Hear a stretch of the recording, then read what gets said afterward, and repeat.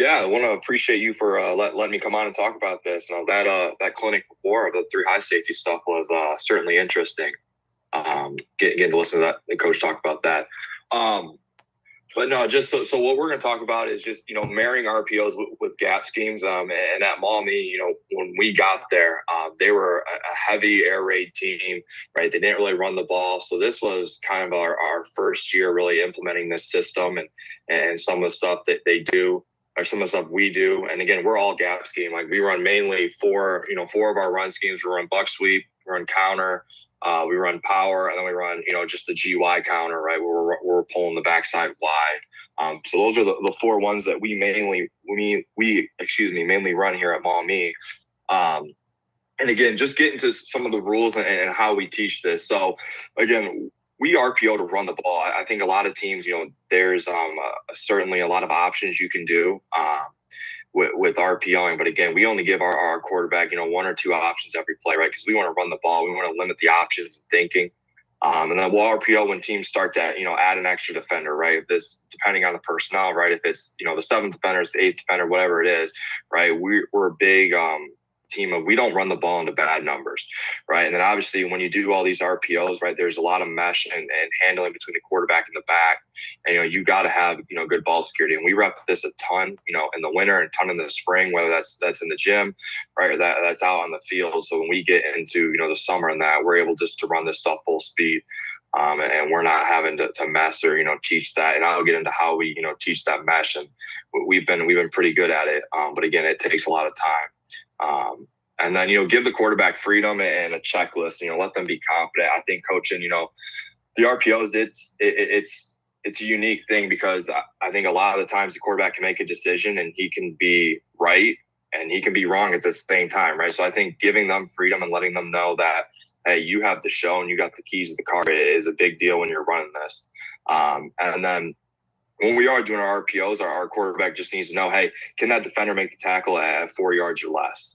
That's really all we're concerned about. If we get a 4-yard run, right, on first and second down, and that's really when we call these RPOs, on our starter sheet or on our open field play calls, right? I mean, we just want to get 4 yards, right? That's efficient for us. And then if we're ever unsure, right, we get a weird look, hand the ball off.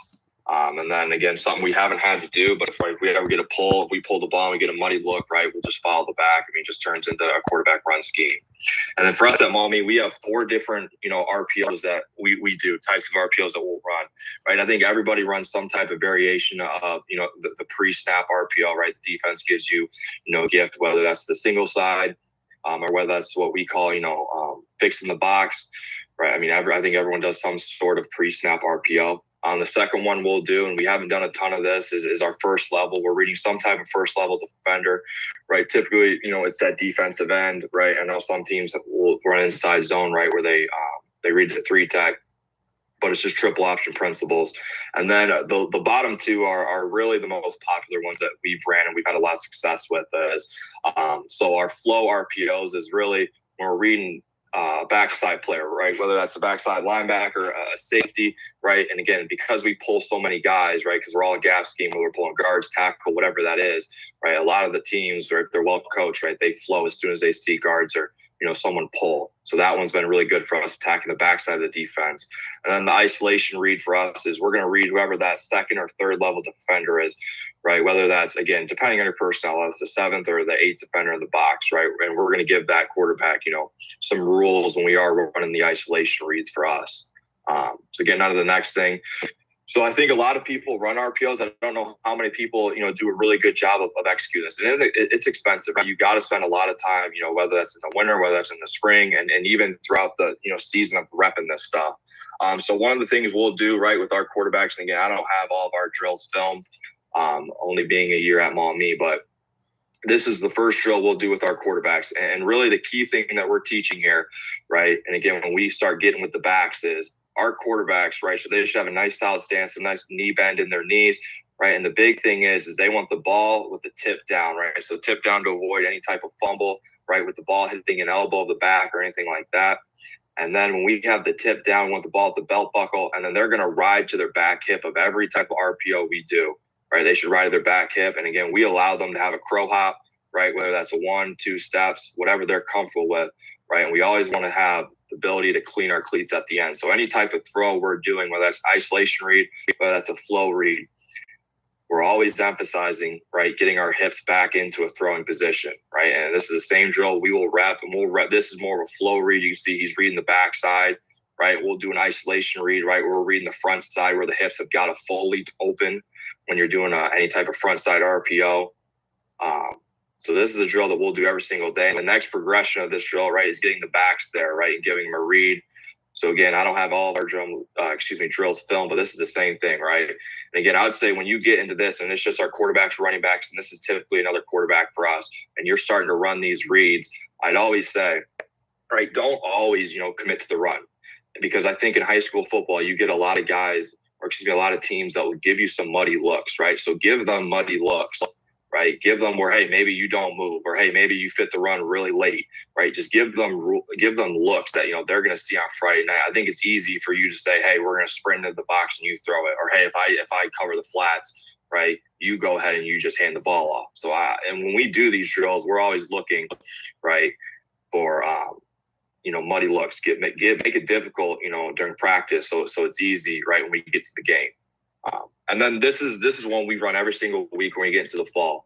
So this is just our group RPO drill. Really, we split the guys. So typically we'll have the varsity quarterbacks. They'll start with the post-snap RPOs, and then our younger guys will start with the pre-snap RPOs. And I would say when you run this, make sure it's a coach out there. I mean, I've tried to do it with players, and it never ends up looking good. But again, so we'll have the backs here, the quarterbacks, right? And we just got two things going at once, right? So they're working a post-snap read over here with the 2 receiver side, right, 1, 2.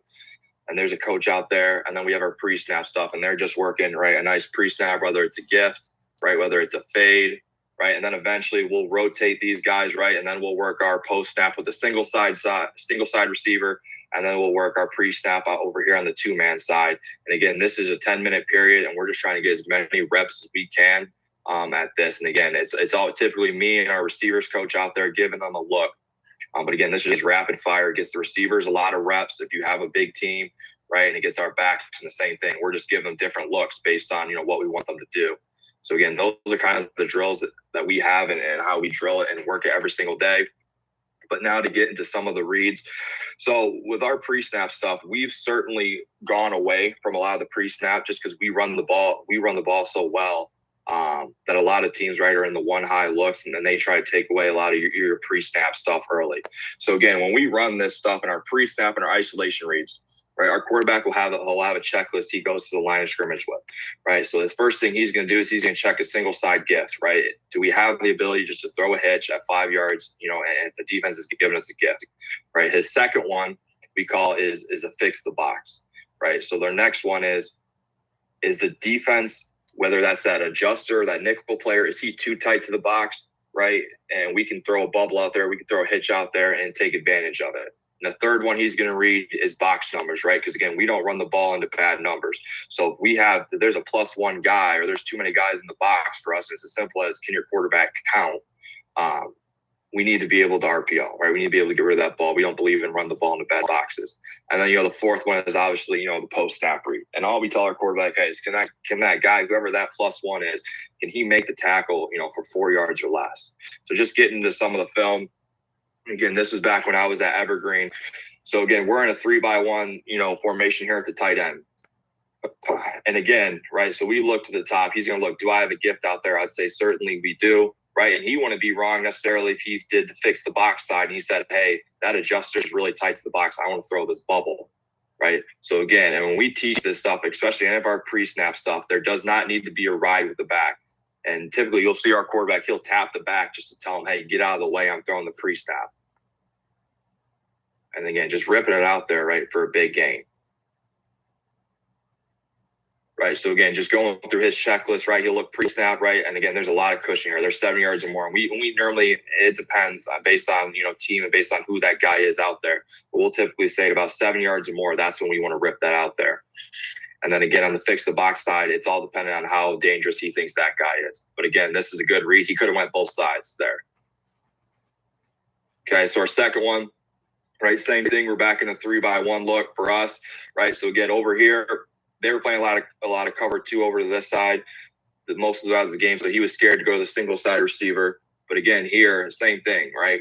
We're running the ball, we're running buck sweep to the field, and the adjuster's really tight to the box. So we're going to say, hey, this is a fix the box problem, and we're going to rip the RPO out there on the bubble.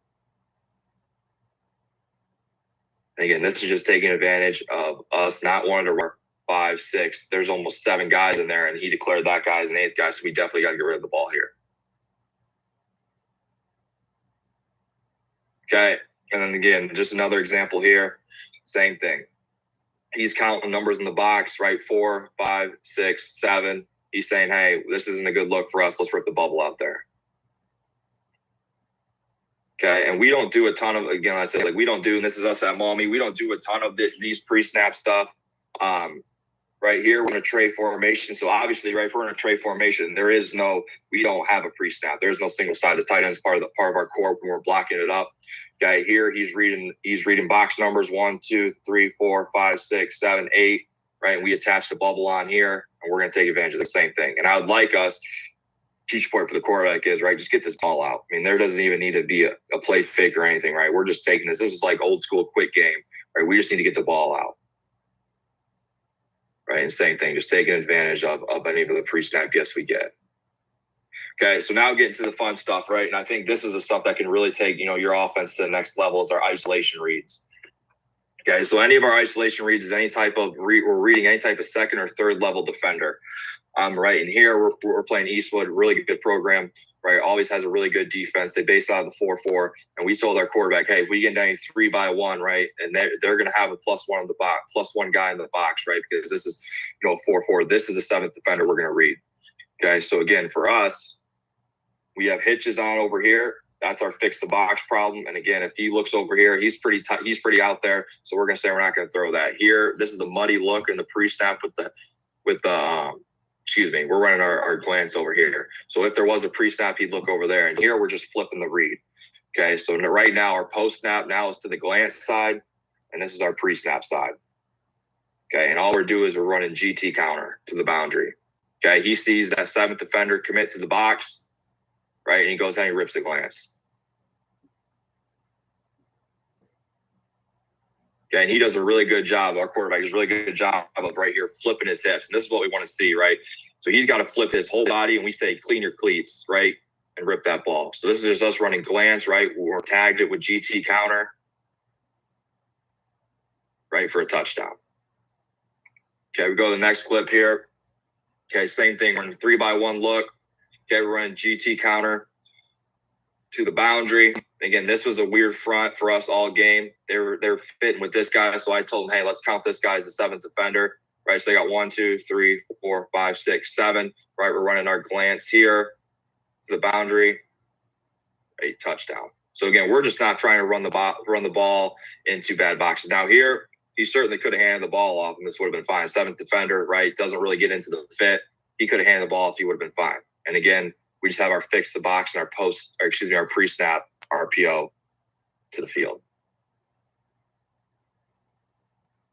So again, just giving him, just a checklist every single play for what he needs to know, right, has been really good for us. Okay. So now we're in the same game. Okay. And here I probably would have told him, hey, we probably need to hand the ball off. But again, this is where I say you got to let your quarterback somewhat be, a playmaker, somewhat be a gunslinger here. Because right here he says 1, 2, 3, 4, 5, 6. I want to say he's necessarily part of the fit or a guy we need to be concerned about. So what does he do? He just rips. And I think and we talked about this, right? He sees a bunch of open grass over here. And we always talk about that, right? If you like the RPO or you think it's there, go ahead and rip it. That's what he does, and again, for a touchdown.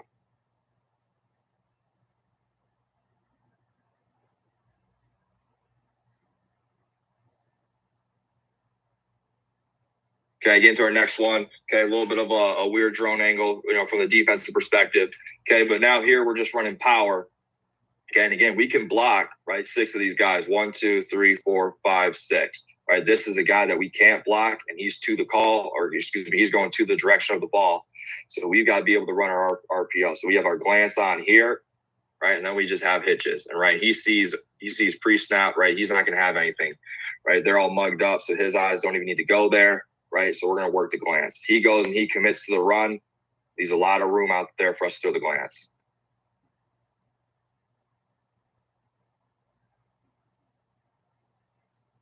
Right, and this is a kid. This is a quarterback that we started, the season with. As you can see, it's a different kid than the last few clips. He wasn't as good as the RPO stuff as the second kid, right? He was more of a running quarterback. He got hurt. We were able to really, our offense transitioned us to be able. This was really the first year I was able to really install some of these RPOs, right? But again, he throws a nice ball there. Okay, so this is So this is one that we call enhanced, right? So this is just instead of us running the backside glance, right, against all these one high teams, now we're playing a two high team, and we're going to run an enhanced, which is it's the same thing. Now this is the pre-snap side. He should have a hitch, right? And then inside we're running the glance inside, and we're running a fin route on the backside. Okay, and here we're just running counter again, back to the two-man side.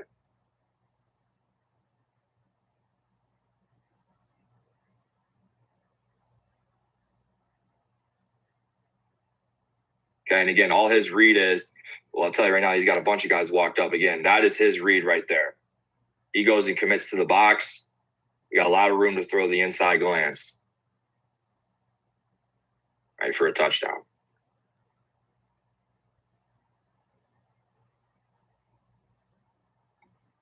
Okay, get into our next clip. Same thing. Okay, now here we're running our inside glance concept. Okay, we're running again GT counter to the field. That was our best run concept all year. We ran it a lot. Okay, he sees a bunch of guys in the box, right? 1, 2, 3, 4, 5, 6, 7. Knows we got to throw it here. And again, our receiver, this is more of a man coverage look. Our receiver does a really good job, okay, of he wins at the point of attack, right? He shortens his route up because he knows his man, and he wins across his face. And it leaves us with a nice little run here, or just a nice little window. Okay, now, in terms of the mesh here, please keep in mind that this is our fourth string running back at this point in the game. Okay, so he didn't really know what he was doing up there. This was actually a receiver too. That was our fourth string running back in this game because we had so many injuries at running back in this game, right? But here he just knows, right, based off the box, right, that he's throwing this.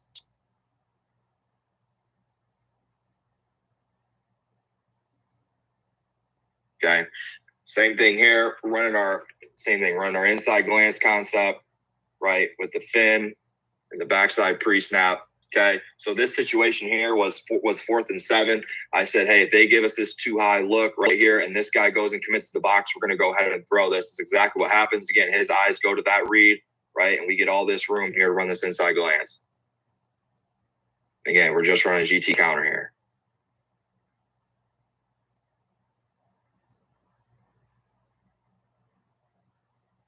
Okay, so now we're running our hitch concept, right? Same thing against Otsego. Again, now this is the post-snap side. This is the pre-snap side. Okay, again, our pre-snap, he's just going to have a hitch. We're running hitches everywhere. Okay, and again, his read goes here, right? He sees 1, 2, 3, 4, 5, 6, 7, right? There's too many guys in the box. That's my isolation read. He goes and commits to the run. Doesn't matter if he steps forward. We say, hey, if he's going to fit the run, right, he's got to do it now. So his eyes go there. He steps up. We're going to take the hitch.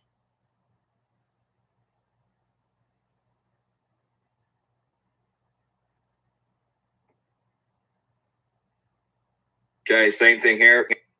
Okay, so now we're in our tray concept again. There's no pre-snap on the tight ends attached, right? He's a part of the core. Okay, he's just reading box numbers, right? And there's a lot of dudes over here, right? So we go ahead and we're just running another same thing, our hitch concept. Now, if teams start getting into where they're running true man stuff, right, with all these RPOs you're trying to run, right, you got to get into your rubs, your slot fades, whatever you're going to run that's going to beat man. But I tell you, if we're playing a heavy man team, I don't know how many RPOs we're going to run, right? We're going to get into the play action game. We're going to get into some man beaters and stuff like that. But again, you're going to see right here, he sees a lot of room up there, throws the hitch.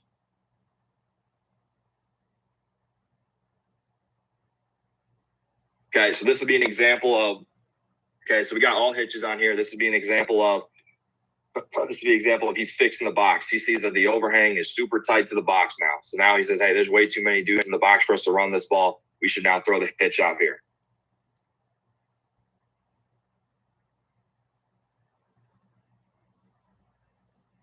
Okay, so this is This is a different one we ran. Again, when you're game planning this stuff, I'd say the number one thing you got to understand is, right, how is the defense trying to fit the box, right? Who is their most aggressive seventh defender, and then how are you going to take advantage of that, and what coverage are they running behind it?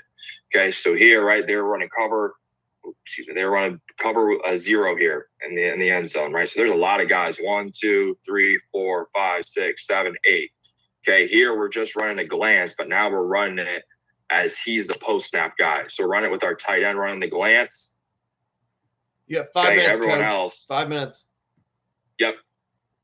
Everyone else is really running hitches, right? They're in man, so we don't have to get into it, and we know we're just going to throw our glance to tight end. Okay, just to get to the other ones we got. Okay, so this will be our flow read. Okay, so now we're reading the backside linebacker here in our flow read. Okay, so we're just running power here to the boundary. Okay, and we got we got slants. Okay, and he's taught, right, if it's one high, I'm going to win across the face, right? And we see that his isolation read goes ahead and blitzes. That's his cue to throw the slant. And we end up getting a big play, right? Touchdown.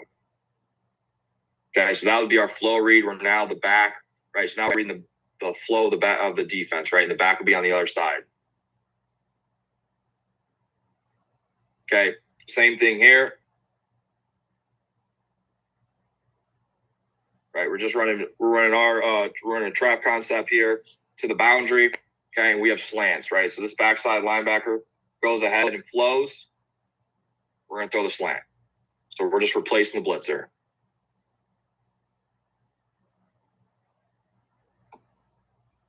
Okay, now some of our scrimmage film as well from it. Okay, so again, we're playing Ottawa Hills, had a deep run in the playoffs. Here in our scrimmage, the same thing, right? So now we're just in a 12 personnel look. Okay, we're running buck sweep to the boundary. Linebacker, backside goes ahead and flows. We're going to rip the slant. Okay. And then to get to our first level. Okay, we haven't done a whole bunch of the first level stuff because we haven't had too much of a running quarterback, right? So this guy was, but again, he only played for about 2 games before he got hurt, so we weren't able to dive into a whole bunch of reading the first level.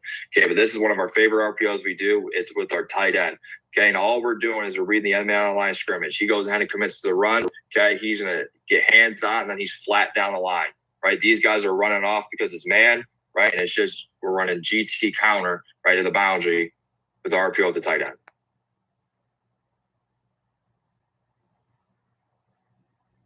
Okay, quarterback does a really good job. He pulls it, and what I really like here is he's taught, right, treat this as triple option. So again, if this linebacker did his job, right, and played the quarterback, again, we want to put him in triple option. He's got to pick, hey, who am I playing, the tight end or the quarterback? Here, he does a good job pulling it. He doesn't just give it away so this guy could make the tackle, right? But again, he gets pressure in his face, dumps it off. Okay, same thing here. He's going to step down now. If we get any type of guy who's outside the Y will step down. He's going behind it. Okay, these guys are same rules. Block most dangerous guys, right? Create the crease for the tight end to come right off their ass.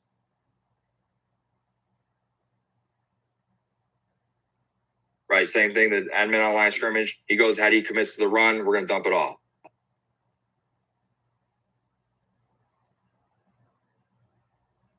Okay, and same thing here, right? Out of 3-by-1.